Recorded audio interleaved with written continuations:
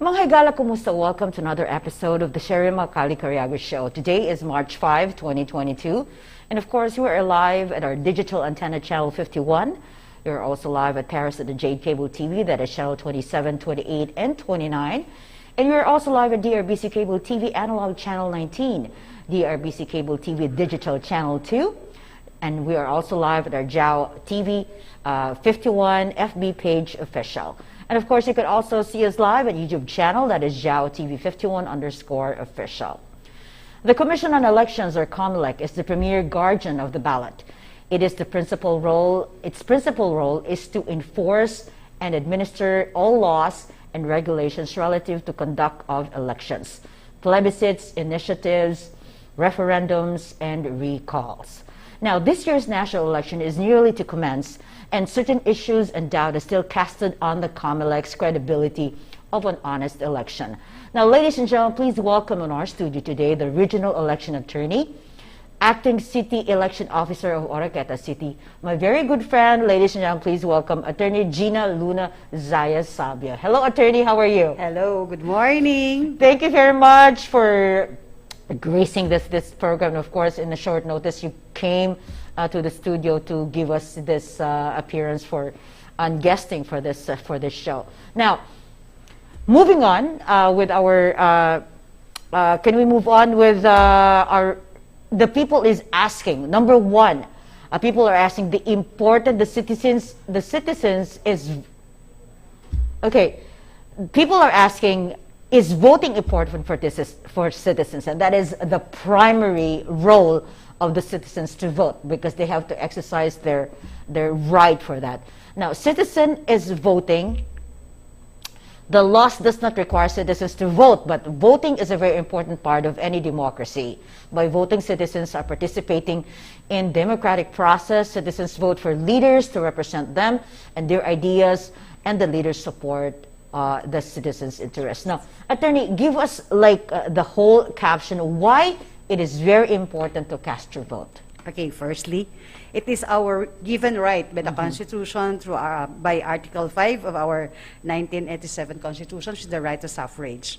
Secondly, it is our gift as a democratic and republican state.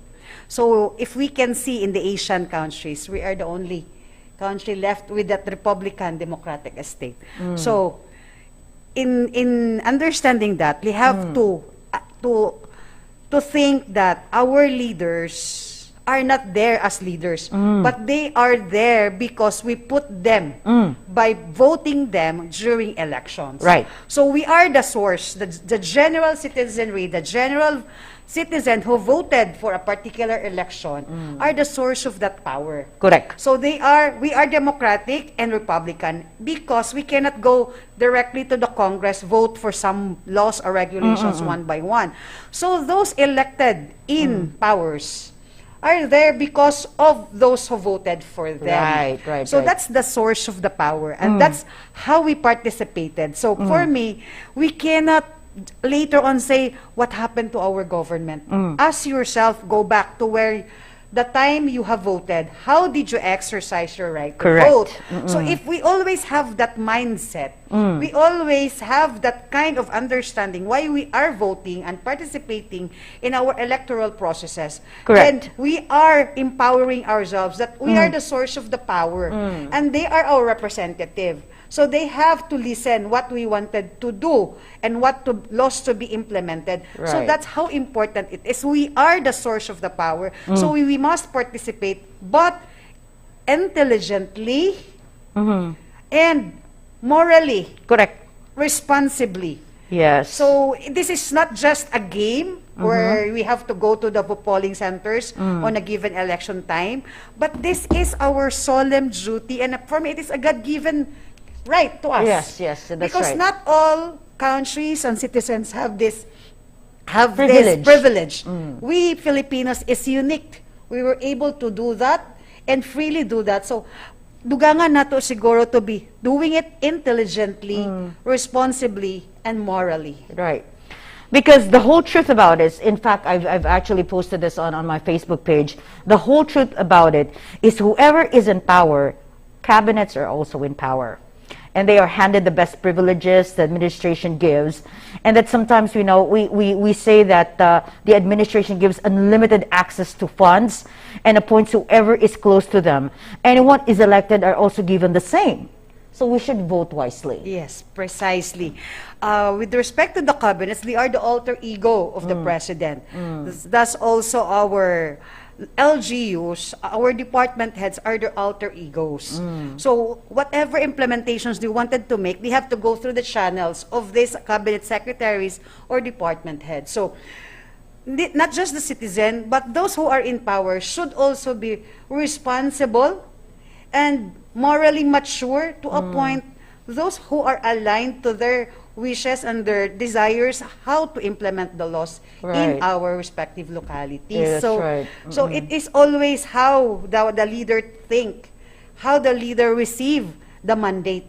So because if the mandate was received by a particular leader who is elected into power as a power in itself, then you lose the whole sense of being elected into that position. Correct. And given the biggest power that you have in your hand, acting as the executive chief of the military, can you imagine that the commander-in-chief of the military, the significance of that, the elected person in power, especially the president, should know and have the knowledge in militarization, and of course how to lead, because this is very important to protect the security of the republic. And sometimes, we incapacitate some of these candidates who are being voted. It's because it is not far from the truth, and it is a reality in check that vote buying is still here. This is in the presence of, and it's been in the election for many, many years. And it's like, when you cast a vote, some votes are actually being bought. And why the person is there, seated on that position, because of the vote buying. Now, that's definitely what's happening in the Philippines now. And some have casted so many doubts about the COMELEC, the integrity, the honesty of the COMELEC itself. How do they do the process in counting the votes? And some would think and accuse COMELEC. Now is the time that we have to settle these doubts. In fact, because the election is upcoming now on May 22, in May 2022, so we need to assure the people, how do we assure the people that the honesty and the doubt should not be there when the COMELEC, engage in this election time? Okay, firstly, let me address the issue of vote buying. It is an endemic, if we say so. It's a cancer of our society, but let me remind the people that vote buying is a two-way process. It takes always a buyer and a seller. So we have always been bombarded with this question, how do we stop it? So there's always simple answer I can give. Firstly, let me ask you, citizen of this country, who give money or who buys and who were bought? For me, it is a moral decision. Yes, it is. That it's time for us to say no. Correct. It is not just a sole responsibility of the commission. Correct. The stakeholders, the PNP, the army, and the whole government to stop it. It is ours. Correct. It is not just you, me, but it is a we. So it is a decision that it takes no prosecution. Correct. Because we can always prosecute violators, but can we convict? There is very, very little statistics as to conviction with regard to vote buying, because it is a very private offense.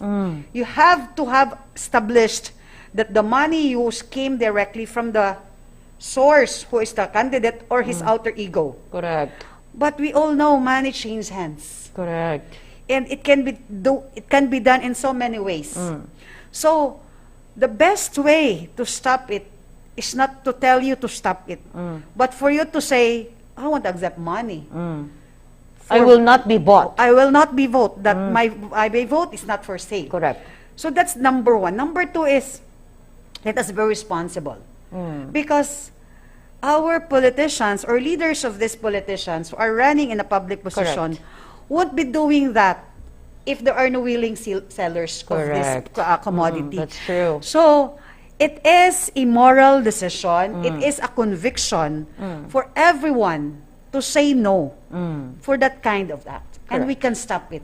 Because it will take a battalion of armies or police. Correct. As long as to we will stop it. To stop it. And it is a private offense. It can be done now that we are in a very advanced stage. We don't have to go directly to actually give money in cash. We can do it in so many ways. And so, there are no paper trails. yeah, there's no paper trail because there is no document that Yes, you're being signed that you were given this particular money So, and all that. You can always say, I did not know it was for that. It is for some obligation. You can or always whatever. deny the charge. Yeah, so that's why we have a very scarce statistics as to the conviction with regard to that. I mean, I understand that the COMELEC has filed some. You know, there are cases that you have filed some, but it's not going to be very successful because the fiscal decides whoever is convicted or not. And then, aside from that, you need to present evidence.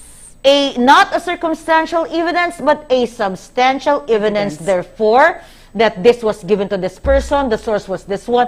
And it's a long, you know, holding of who got one and then passed to this person and passed to this person. I mean, it's a very long story to tell.